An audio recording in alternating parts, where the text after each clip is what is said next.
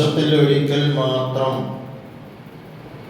ഓർക്കുകയോ പറയുകയോ ചെയ്യേണ്ട വ്യക്തിത്വങ്ങളല്ല റസൂലുള്ളാഹി സ്വല്ലല്ലാഹു അലൈഹി വസല്ലമയും ഇബ്രാഹിം നബി അലൈഹിസ്സലാമും എന്ന് നമുക്കറിയാം. ദൈനംദിന ജീവിതത്തിൽ നിരവധി തവണ പറയുകയും ഓർമ്മിക്കുകയും ചെയ്യുന്ന രണ്ട് വ്യക്തിത്വങ്ങളാണ് ഈ രണ്ട് പ്രവാചകന്മാർ. അല്ലാഹു തആല അവന്റെ പരിശുദ്ധ ഖുർആനിൽ വിശ്വാസികളായ നമ്മളോട് പറയുന്നുണ്ട്, ഖദ് കാന ലക്കും ഉസ്വത്തുൻ ഹസനത്തുൻ ഫീ ഇബ്രാഹീമ വല്ലദീന മഅഹു.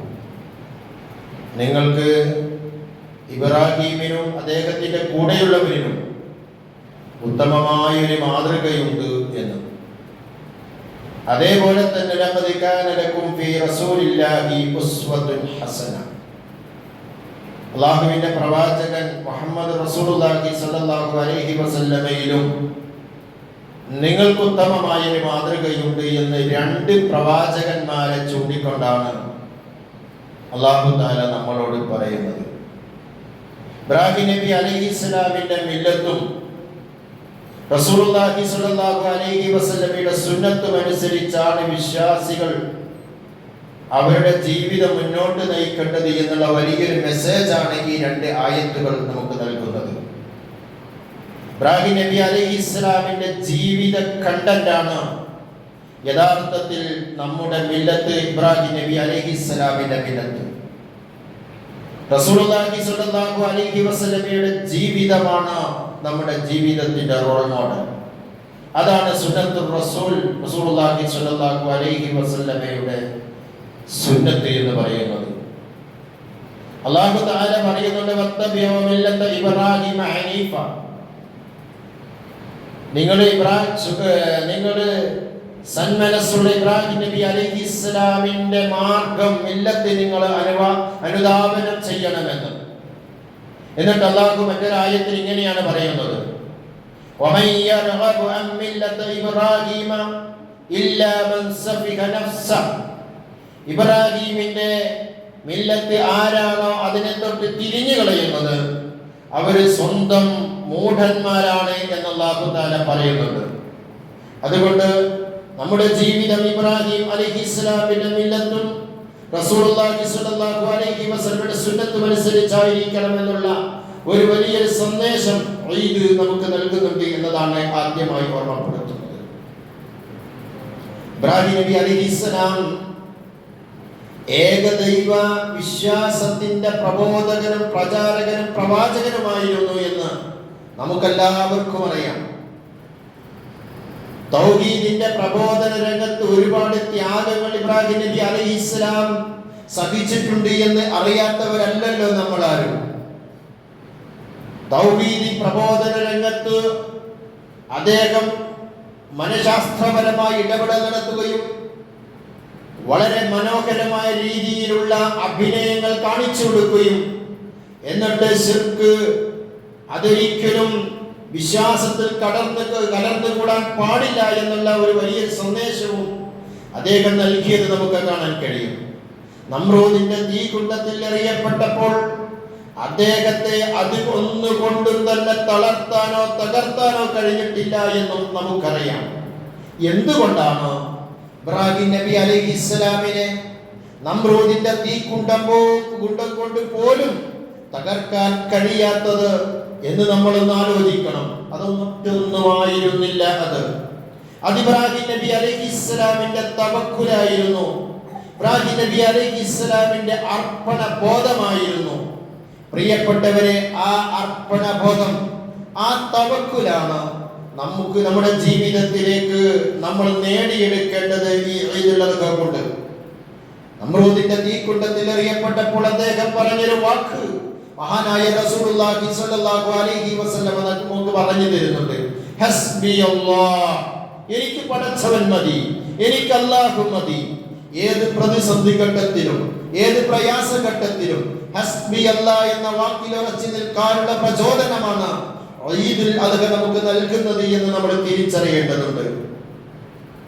നിങ്ങൾ നോക്ക്, അല്ലാഹു തആല എന്ത് കൽപ്പിച്ചാലും അത് ശിരസ്സ വഹിക്കാൻ സന്നദ്ധരായ ഒരു കുടുംബത്തിന്റെ ചരിത്രമാണ് നമ്മൾ ഇന്ന് അയവിറക്കിക്കൊണ്ടിരിക്കുന്നത്.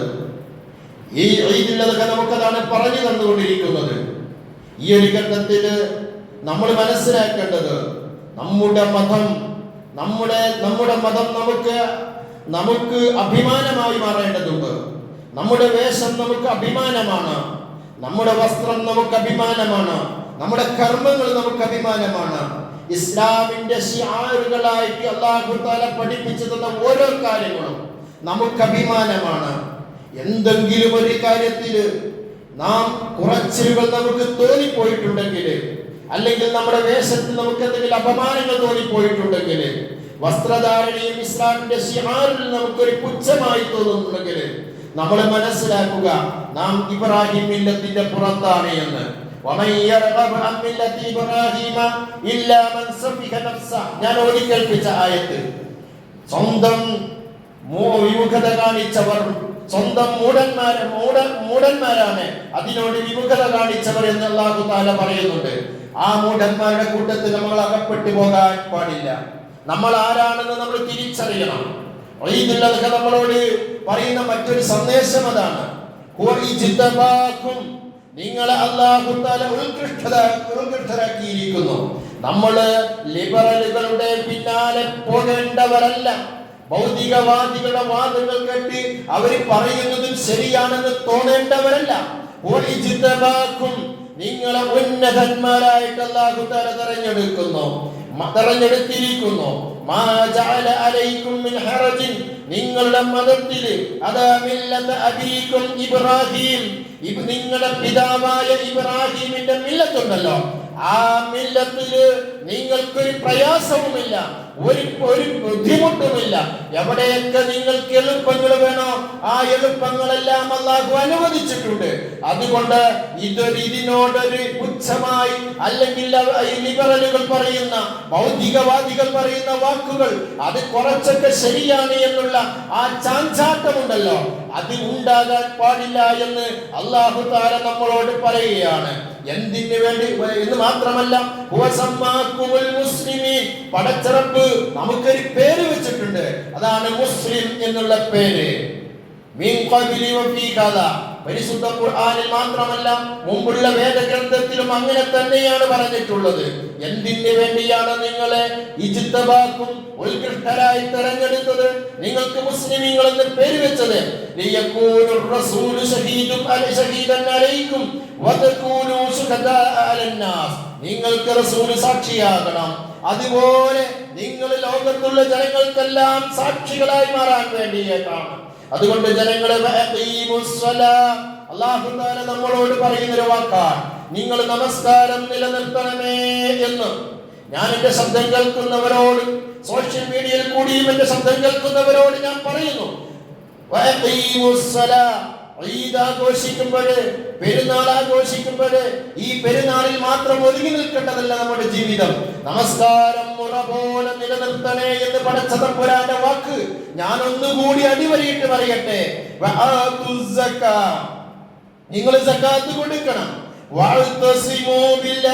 നിങ്ങളെ പടച്ചവന്റെ നിയമങ്ങൾ മുറുകെ പിടിക്കണമെന്ന് അല്ലാഹു തആല നമ്മളോട് പറയുന്നുണ്ട്.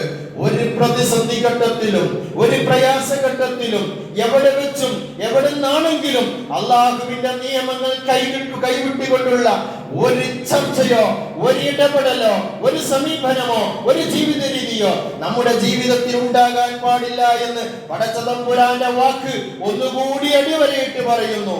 എന്നിട്ട് അല്ലാഹു പറയുന്നുണ്ട്, ഹുവ മൗലാക്കും, അവനാണ് നിങ്ങളുടെ രക്ഷിതാവ്, അവനാണ് നിങ്ങളുടെ രക്ഷിതാവ്. ആ രക്ഷിതാവിന്റെ കൽപ്പന അനുസരിച്ച് ജീവിക്കാൻ നാം തയ്യാറാകേണ്ടതുണ്ട്. അല്ലാഹു അനുഗ്രഹിക്കുമാറാകട്ടെ. അല്ലാഹ്